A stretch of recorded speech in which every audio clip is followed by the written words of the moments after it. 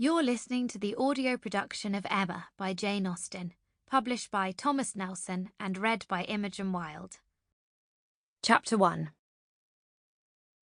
Emma Woodhouse, handsome, clever and rich, with a comfortable home and happy disposition, seemed to unite some of the best blessings of existence, and had lived nearly 21 years in the world with very little to distress or vex her.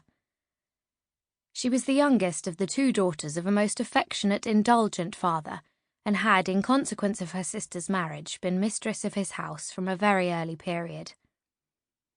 Her mother had died too long ago for her to have more than an indistinct remembrance of her caresses, and her place had been supplied by an excellent woman as governess, who had fallen little short of a mother in affection. 16 years had Miss Taylor been in Mr. Woodhouse's family, less as a governess than a friend, very fond of both daughters, but particularly of Emma. Between them it was more the intimacy of sisters.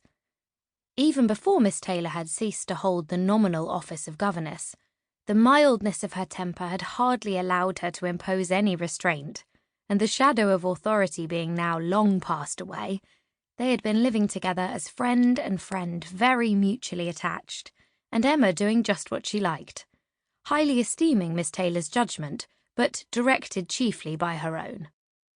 The real evils, indeed, of Emma's situation were the power of having rather too much her own way, and a disposition to think a little too well of herself.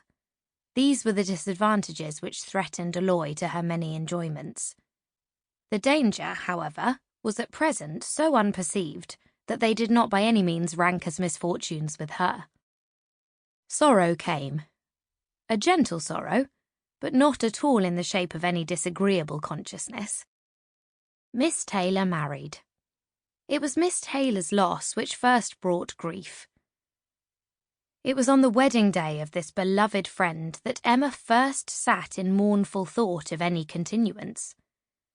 The wedding over and the bride people gone, her father and herself were left to dine together, with no prospect of a third to cheer a long evening.